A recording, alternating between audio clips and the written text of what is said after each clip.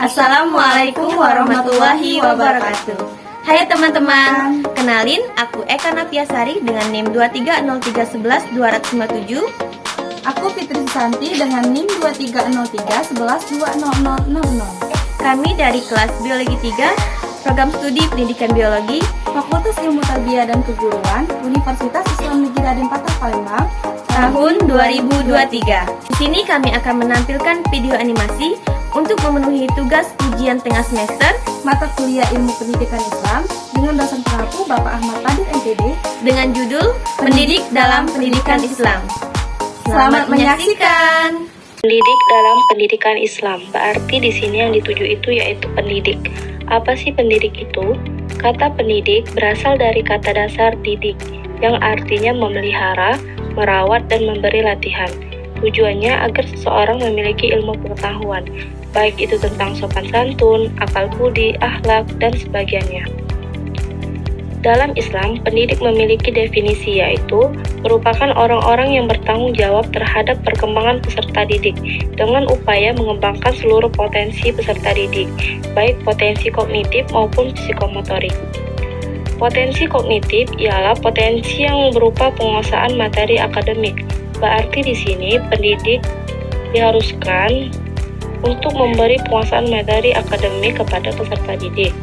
Kemudian psikomotorik. Psikomotorik merupakan potensi berupa produktif atau keterampilan. Adapun tokoh yang mendefinisikan pendidik yaitu yang pertama, menurut Surya Subrata, pendidik merupakan orang dewasa yang bertanggung jawab memberikan pertolongan kepada peserta didik dalam perkembangan jasmani dan rohaninya, agar mencapai tingkat kedewasaan maupun berdiri sendiri dalam memenuhi tingkat kedewasaannya. Kemudian, menurut Muhammad Fadil Jamil, ia mengemukakan pendapatnya bahwa pendidik merupakan seorang yang mengarahkan manusia lain untuk menuju kehidupan yang lebih baik. Hal ini bertujuan untuk mengangkat derajat kemanusiaan lebih tinggi. Dari penjelasan mengenai definisi pendidik tadi, dapat disimpulkan bahwa pendidik ialah orang dewasa yang bertanggung jawab memberikan pendidikan atau ilmu. Mengapa disebut orang dewasa? Karena orang dewasa di sini ia memiliki potensi di bidangnya. Dewasa yang dimaksudkan bukan berarti soal umur, namun soal dewasa pemikirannya dan ilmu pengetahuannya. Kemudian, siapa saja sih yang disebut pendidik? Menurut Rama Yulis, pendidik dalam pendidikan Islam setidaknya ada 4 macam. Yang pertama, Allah Subhanahu wa Ta'ala sebagai pendidik bagi hamba-hambanya sekalian makhluknya. Yang kedua, Nabi Muhammad SAW sebagai utusannya yang telah menerima wahyu dari Allah, kemudian bertugas untuk menyampaikan petunjuk-petunjuk yang ada di dalamnya kepada seluruh manusia. Yang ketiga yaitu orang tua sebagai pendidik dalam lingkungan keluarga bagi anak-anaknya. Dalam Islam, orang yang paling bertanggung jawab terhadap pendidikan adalah orang tua. Tanggung jawab itu disebabkan oleh 2 hal, yaitu yang pertama kodrat. Orang tua ditakdirkan menjadi orang tua anaknya, dan oleh karena itu, ia pula bertanggung jawab mendidik anaknya. Yang kedua, karena kepentingan orang tua. Orang tua berkepentingan terhadap kemajuan perkembangan anaknya. Selain itu, sukses tidaknya anak, mereka juga sangat tergantung pada pola pengasuhan dan pendidik yang diberikan di lingkungan rumah tangga. Inilah yang tercermin dalam Quran Surah Al-Tahrim ayat 6 yang berbunyi Bismillahirrahmanirrahim. Ya ayyuhallazina amanu qu anfusikum wa ahlikum nara. Yang artinya, wahai orang-orang beriman, peliharalah dirimu dan keluargamu dari api neraka. Nah, itulah mengapa orang tua berperan sangat penting terhadap anaknya dalam pendidikan, karena orang tua menjadi pendidik pertama bagi anaknya. Kemudian pendidik berikutnya ialah guru atau dosen. Dalam pendidikan formal tingkat dasar dan menengah disebut guru, sedangkan pada perguruan tinggi disebut dosen. Kemudian adapun sebutan atau istilah pendidik dalam perspektif pendidikan Islam, yaitu yang pertama ustadz, muallim, mursyid, murabbi, mudaris, dan muaddib. Ustadz merupakan istilah pendidik yang sering digunakan dalam proses kegiatan mengajar di suatu lembaga pendidikan Islam, khususnya pesantren. Kemudian, tugas pendidik dalam pendidikan Islam. Menurut Al-Ghazali, tugas pendidik yang utama adalah menyempurnakan, membersihkan, mensucikan, serta membawakan hati manusia untuk mendekatkan diri atau takarub kepada Allah. Hal tersebut karena tujuan pendidikan Islam yang utama adalah upaya untuk mendekatkan diri kepadanya atau Allah Subhanahu wa taala. Namun, tugas seorang pendidik bukanlah memindahkan atau mentransfer ilmunya saja. Namun, pendidik juga bertanggung jawab atas pengelolaan, pengarah fasilisator, dan perencanaan. Oleh karena itu, tugas pendidik dalam pendidikan dapat disimpulkan menjadi 3 bagian, yaitu yang pertama, sebagai instruksional atau pengajar, yang bertugas merencanakan program pengajaran dan melaksanakan program yang telah disusun, serta mengakhiri dengan pelaksanaan penilaian setelah program dilakukan. Ini contohnya seperti guru yang mengajar di sekolah. Yang kedua, sebagai edukator. Di sini pendidik mengarahkan peserta didik pada tingkat kedewasaan dan berkepribadian seiring dengan tujuan Allah Subhanahu wa taala menciptakannya. Kemudian yang ketiga, sebagai manajerial, yang memimpin, mengendalikan kepada diri sendiri, peserta didik dan masyarakat yang terkait terhadap berbagai masalah yang menyangkut upaya pengarahan, pengawasan, peorganisasian, pengontrolan, dan partisipasi atas program pendidikan yang dilakukan. Seperti yang telah dijelaskan tadi, kalau pendidik itu ialah guru, orang tua kita, dosen. Adapun istilahnya yaitu kalau dalam Islam ada istilahnya, yaitu yang pertama ada sebutan ustadz, mu'alim, mu'aziz, mu'addib, dan mursyid. Kemudian tugas pendidik. Saya jelaskan kembali kalau tugas pendidik itu ialah pada intinya ia mengajar atau memberikan ilmu kepada peserta didik. Namun tugas pendidik bukan itu hanya saja. Pendidik bukan berarti hanya mentransfer atau memindahkan ilmunya kepada orang lain. Namun pendidik juga bertanggung jawab atas pengelolaan, pengarahan fasilisator, dan perencanaan. Berarti di sini pendidik juga mengarahkan kepada kepribadian peserta didik, bukan hanya mentransfer ilmunya saja. Materi selanjutnya ialah syarat-syarat menjadi guru, dosen, dan profesor. Yang pertama, guru. Syarat-syarat menjadi guru adalah sebagai berikut. A. Harus mempunyai solidaritas yang tinggi serta dapat bergaul dengan baik. B. Harus dapat memelihara dan menghargai dengan sungguh-sungguh semua kepercayaan yang diberikan oleh orang-orang yang berhubungan dengannya. C. Harus berjiwa optimis dan berusaha melalui dengan baik, mengharapkan yang baik dan melihat segi-segi yang baik. D. Hendaknya bersifat adil dan jujur, sehingga tidak dipengaruhi penyimpangan-penyimpangan orang lain. E. Hendaknya ia cukup tegas dan objektif. F. Harus dapat bekerja dengan tekun dan rajin serta teliti. G. Personal appearance terpelihara dengan baik, sehingga dapat menimbulkan respon dari orang lain. H. Terhadap murid-murid, ia harus mempengaruhi perasaan cinta sedemikian rupa sehingga ia secara wajar dan serius mempunyai perhatian terhadap mereka. Yang kedua ialah dosen. Adapun syarat-syarat menjadi dosen adalah sebagai berikut. Yang pertama, merupakan lulusan S2. Hal ini sesuai dengan Undang-Undang Nomor 14 Tahun 2005 tentang guru dan dosen. Disebutkan bahwa dosen wajib punya kualifikasi akademik minimal S2 Magister. 2. Memiliki bidang ilmu yang linier. 3. Paham dengan tridharma perguruan tinggi. Dan 4. Sehat jasmani dan rohani. Yang ketiga ialah profesor. Syarat-syarat menjadi profesor di Indonesia adalah sebagai berikut. 1. Memiliki ijazah doktor S3 atau yang sederajat. 2. Pengajuan profesor minimal 3 tahun setelah lulus S3. 3. Mempublikasikan karya ilmiah dalam jurnal internasional bereputasi. 4. Memiliki pengalaman kerja sebagai dosen paling singkat 10 tahun. Nah teman-teman, jadi untuk menjadi seorang guru itu bukanlah hal yang mudah.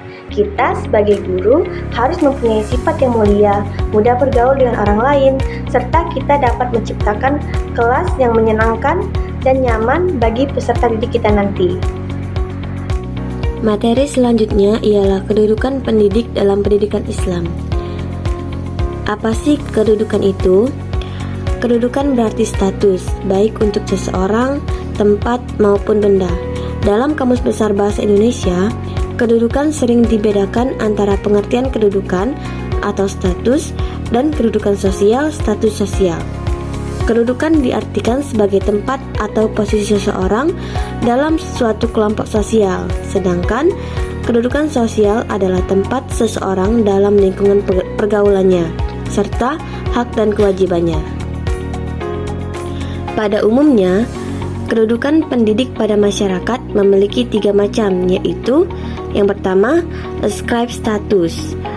Artinya, kedudukan seseorang dalam masyarakat tanpa memperhatikan perbedaan rohania dan kemampuan.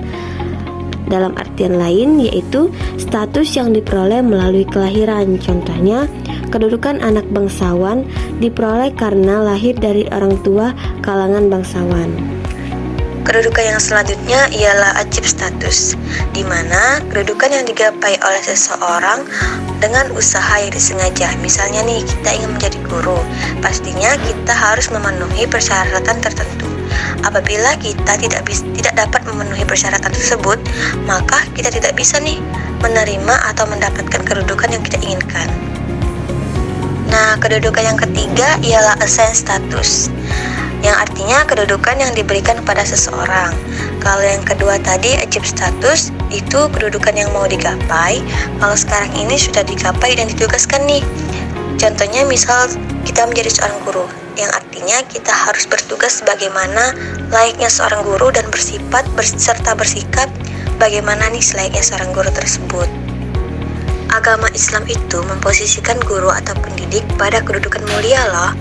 Para pendidik diposisikan sebagai bapak rohani atau spiritual father bagi peserta didik yang memberikan santapan jiwa dengan ilmu, pembinaan akhlak mulia, dan meluruskan perilakunya yang buruk. Oleh karena itu, pendidik mempunyai kedudukan tinggi dalam Islam. Dalam hadis Nabi Muhammad SAW, tinta seseorang ilmuwan yang menjadi guru lebih berharga ketimbang darah para syuhada. Bahkan dalam Islam pun menempatkan pendidik setingkat dengan derajat seorang Rasul. Al-Sawqi bersair, berdiri dan hormatilah guru dan berilah penghargaan. Nah teman-teman, seperti yang dijelaskan tadi, bahwa kedudukan pendidik dalam masyarakat itu ada 3 macam. Yang pertama, ascribe status. Ascribe status ini ialah status di mana tempat kita dilahirkan. Yang kedua, ada achieve status, di mana itu artinya digapai. Misalnya kita ingin menggapai cita-cita kita menjadi seorang guru, di mana kita harus memenuhi persyaratan-persyaratan yang sudah ditentukan. Dan itu juga ya pastinya karena disengaja oleh kita sendiri. Dan yang ketiga, ada assign status, di mana kedudukan itu sudah kita gapai nih. Tinggal kita akan bertugas dengan baik untuk melakukan sebuah kedudukan tersebut. Nah teman-teman, perlu diketahui, agama Islam memposisikan guru pada kedudukan yang mulia, di mana kita sebagai peserta didik harus tetap dan selalu mematuhi guru kita. Tapi apabila guru kita melakukan perbuatan yang dilarang oleh agama, menurut saya kita punya hak untuk tidak patuh terhadap beliau, karena beliau sudah melakukan perbuatan yang dilarang oleh agama kita, yaitu agama Islam. Materi yang selanjutnya ialah kode etika dalam pendidikan Islam. Apa sih etika itu? Dari segi etimologi, etika berasal dari bahasa Yunani, ethos yang berarti watak kesusilaan atau adat. Dalam Kamus Umum Bahasa Indonesia, etika diartikan sebagai ilmu pengetahuan tentang asas-asas akhlak atau moral. Jadi, kode etika pendidik adalah norma-norma yang mengatur hubungan kemanusiaan atau hubungan relationship antara pendidik dan peserta didik, orang tua peserta didik, keluarganya, serta dengan atasannya. Adapun kode etika pendidik yang dimaksud adalah sebagai berikut. 1. Menerima segala problem peserta didik dalam hati dan sikap yang terbuka. 2. Bersikap penyantun dan penyayang. 3. Menjaga kewibawaan. 4. Menghindari dan menghilangkan sikap angkuh terhadap sesama. 5. Bersifat rendah hati. 6. Menjaga kehormatan dalam bertindak. 7. Menghilangkan sifat yang tidak berguna dan sia-sia. 8. Bersifat lemah lembut. 9. Meninggalkan sifat marah. 10. Memperbaiki sikap peserta didik dan lemah lembut terhadap peserta didik yang kurang lancar bicara. 11. Meninggalkan sifat yang menakutkan bagi peserta didik, terutama pada peserta didik yang belum mengerti atau mengetahui. 12. Berusaha memperhatikan pertanyaan-pertanyaan peserta didik, walaupun pertanyaannya terkesan tidak bermutu atau tidak sesuai dengan masalah yang diajarkan. 13. Menjadikan kebenaran sebagai acuan dalam proses pendidikan. 14. Mencegah dan mengontrol peserta didik mempelajari ilmu yang membahayakan. Yang ke-15, menanamkan sikap ikhlas pada peserta didik. 16. Mencegah peserta didik mempelajari ilmu fardu kifayah sebelum mempelajari ilmu fardu ain. Nah teman-teman, selanjutnya kode etika guru. Seperti yang sudah dijelaskan tadi, poin nomor 9 yaitu meninggalkan sifat marah. Jelas, kita sebagai calon guru muda harus meninggalkan sifat marah tersebut dan menanamkan sifat lemah lembut serta kasih sayang dalam diri kita, yang pastinya untuk kita terapkan nanti kepada peserta didik kita. Tentu itu bukan hal yang mudah bagi kita, apalagi guru muda seperti kita di era sekarang ini. Tetapi, kita harus berusaha menanamkan semua itu, mulai dari sekarang, mulai dari ini, agar kita terlatih untuk menghadapi masa depan menjadi guru muda yang sebenarnya.